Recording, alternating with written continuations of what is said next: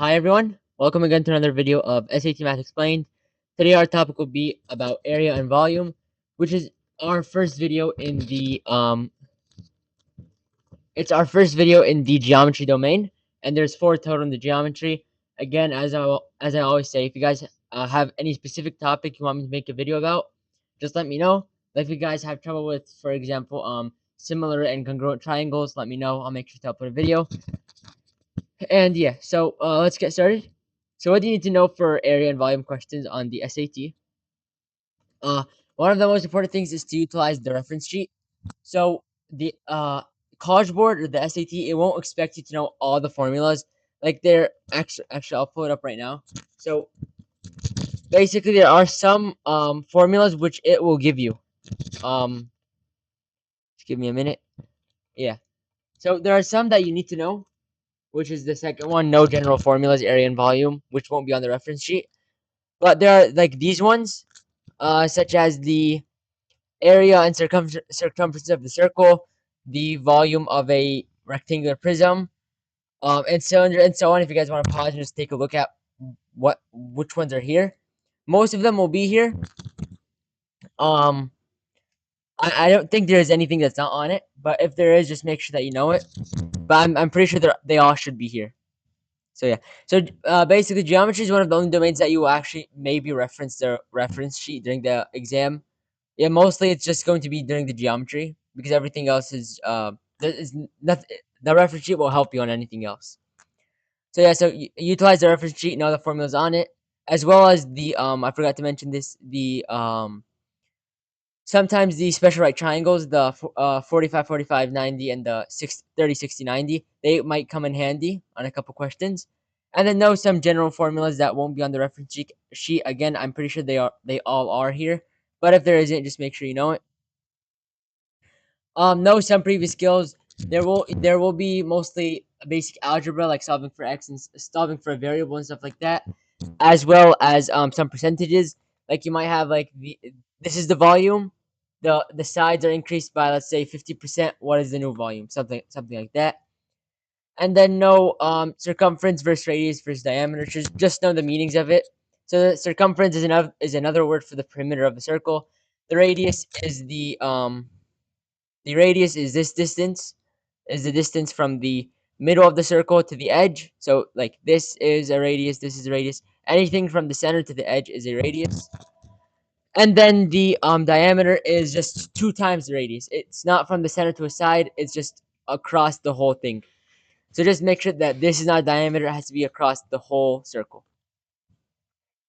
And the last thing, know similar and congruent triangles. Just know what is like basic, like what is a triangle, one or two triangles similar, like double angles, something like that. One are they congruent, like side, side, side, and so on. If you guys need help with that, let me know, and I'll just make an additional video. But it'll take too long to explain it in this video. So how to solve this? So what is the shape? Is it a 2D shape? Is it a 3D shape? And then, which is part of the next question, area or volume, which is going to basically apply, is it 2D or 3D shape, and which one is it? And what is the formula? Look at the answer sheet, something like that. I just remembered, so basically the formulas that won't be on that are on the reference sheets are basically of prisms. So a prism is basically, you can have a triangular prism, you can have a yeah, that's the only one I can think about right now that's not here. Like there's rectangular prism, this is circle prism. So basically a prism is just like a shape. It's just like a shape, let's say a triangle with height. So like this. So the area for this, so the volume for any prism, for example, this triangular prism, just going to be this area. So let's say this is A. So that it's going to be that area times the height. So area times the height, and the height is basically distance. So that is the only thing that's not on the reference. That is not on the reference sheet that I can recall right now, which you will need to know. So yeah, so that is it for and then ask yourself, what do I need to solve for? It's not always going to be just find the area, find the volume. Sometimes they're going to give you the area, there's going to be a missing variable, something like that. So just make sure you read the question, know what you're solving for, and then solve for it. And then last step, always make sure after you solve, go back to the question, make sure you solve for what it's asking for. Make sure it's not asking for like 5x or something like that. So let's get started in the examples. As usual, just try to solve them before watching my explanation. And then after that, like, try to pause the video, try to solve them, then watch my explanation, so that you don't get a false sense of understanding, which will not help you on test day. And as usual, we're going to do two easy questions, two medium questions, and a single hard question. And if you have any questions, let me know in the comments. So let's just start with the easy ones. So this one says that the area of a rectangle is 630 square inches. So length times width equals 630 inches squared. The units most likely won't matter, but let's just write it down. The length of the rectangle is 70 inches, so L is equal to 70. What is the width in inches of this rectangle? So if we have L times W is equal to 630, we're told that L is equal to 70, so let's plug that in. 70 times W equals 630 inches squared. And then, so then to find the width, we're going to isolate the W. So this is where the algebra comes in. So honestly, this is mostly just algebra. Like, the only thing you needed to know for this is, in the geometry portion, is just the area of a rectangle, which is given in the reference sheet. And so then we're just going to isolate the W like we did in the algebra videos. Divided by 70, divide by 70, W is equal to 9. And you could use decimals for that, which is option A. And also, if you just looked at the answer options, you could have seen that only one of them is, only one option actually is possible. So, like, because if you know, okay, length times width, I have 70. I need to multiply something to get 630. All of these are way too big. Like, just think, this one is double digits. It's going to end up with a number with 4 digits because double times double, basically. That is one way to think about it. Yeah, yeah, that's right. Okay, so now for the second question. Sorry. So now for the second easy question. This one is, it's a bit more difficult than usual. Like, it just involves like an extra step more than usual for easy questions, but it's still an easy, technically easy by College Board. But basically, we're told that triangle ABC and triangle DEF are similar triangles. Just to recall, similar triangles is like, it's not really recalled because I haven't been over it, but you should know similar triangles are basic triangles with basically the same angles but a different side. So they technically look identical. They're just different sizes. So there's going to be a scale factor. So segment AB and segment DE, you read that as segment, I'm pretty sure, are corresponding sides. If DE is equal to 2 times AB, so the segment DE is equivalent to 2 times the segment AB. That tells me, because because they're similar triangles. That tells me because one side is 2 times, that means every side is 2 times, which means the whole triangle becomes 2 times. And so then it tells me the perimeter of triangle ABC is 20. What is the perimeter of triangle DEF? So this one basically all it requires, know the definition of similar triangles, and then, so yeah. So first thing, know the definition of similar triangles. If they're similar, I know that if this one, like, let's say this is x, this is 2x, that means every one of these has to be 2 times. X is confusing. Okay, it has to be 2. Let's say this one's 2a, this one's 2b. So basically, if I multiply one side by 2, there's going to be a scale factor applied to everything. So then when I go to the perimeter, let's say I had a plus b, a plus b plus c.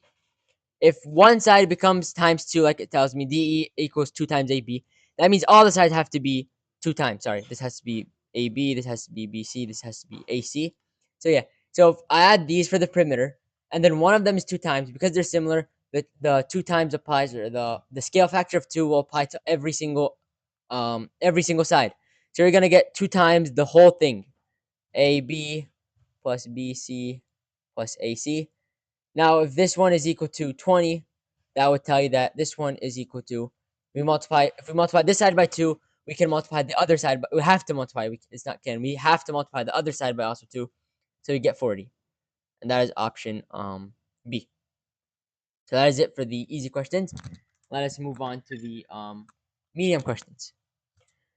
So this one, it basically, medium, we mostly just move on to volume. Like, easy is mostly area. It's not mostly, it's all area. Medium questions mostly consist of volume questions. So this one, we're told that a right circular cylinder has a volume of 45 pi. If the height of the cylinder is 5, what is the radius of the cylinder? Okay, so if it's 45 pi, what is the volume equation for right circular cylinder? So for that, you go back and refer to the answer, to the reference sheet. This is a right circular cylinder, and so then the volume is pi r squared times h, which kind of makes sense because a cylinder is like a prism, so it is a prism. So it's basically just a 2D circle with height. So the area of the circle is pi r squared, and then we're multiplying that by height, and that is a horrible drawing of a cylinder. But basically, so we're told that pi r squared h, so pi r squared h is equal to 45 pi. So from here, I can just remove the pi's because there's pi on both sides, and it just makes it confusing. So just remove pi if there's pi on both sides. We're told that the height of the cylinder is 5. What is the radius? So if the height is 5, I get r squared times 5 is equal to 45. I want to isolate the term. Now I'm just going to solve for radius. So I want to isolate the term with r. So divide both sides by 5. I get r squared equals 9. And then I take the square root of both sides. R is equal to 3. That is it. That is how you solve that question. And that is option A. Okay. So let's move on to the second medium question. This one tells us that the length of one side of a square has the same area as a circle with radius 2. Oh, sorry. What is the length of one side of a square that has the same area as a circle with radius 2? So basically, we're told that pi r squared, is equivalent to um, the length of one side of a square that has, so the square has the same area as a circle with radius 2. So it's equal to, let's say, x squared, and x is, or the s squared, where s is a side length. Because remember, the area of a square is s squared. So then we're told that with radius 2, so now we get 4 pi is equal to s squared. And then we want the length of one side, so we're going to solve for s. So we just solve for s, we're just going to take the square root of both sides, square root of 4 pi. And then we look, there's nothing like that option. You can either put it into Desmos if you're not sure how to, I forgot what it was it called, simplify radicals, I think. So if you're not sure how to simplify radicals, you can put it into Desmos and check which one is equivalent to square root of 4 pi. Or you could do basically um how radicalizing work. Basically, we're going to separate the internal thing. So we're gonna make it to square root of 4 times pi. We're gonna separate. I know it was like that, but now we're just gonna make. I'm making it clear that they became separate.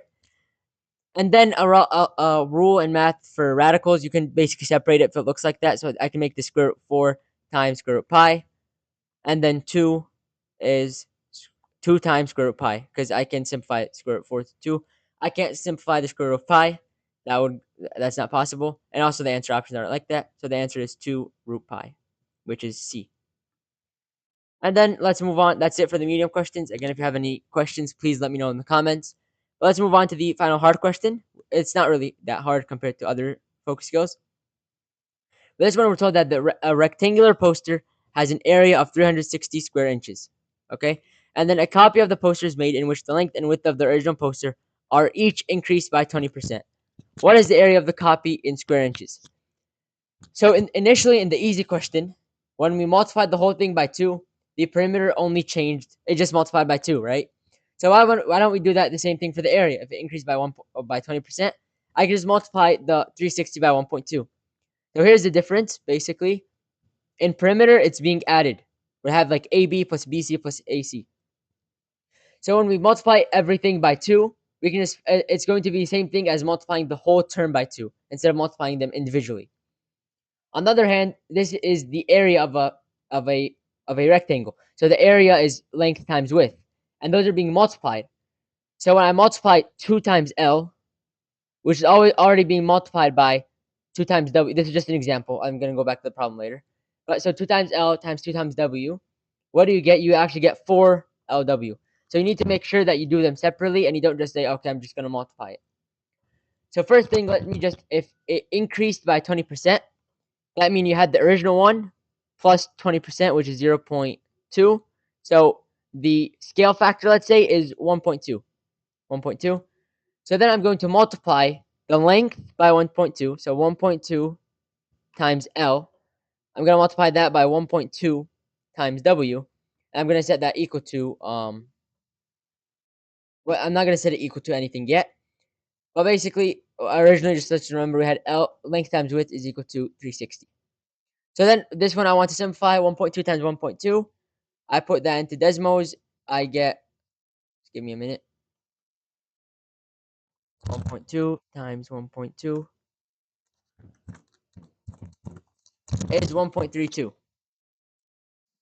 So I could have done 1 over. Never mind. So 1.32.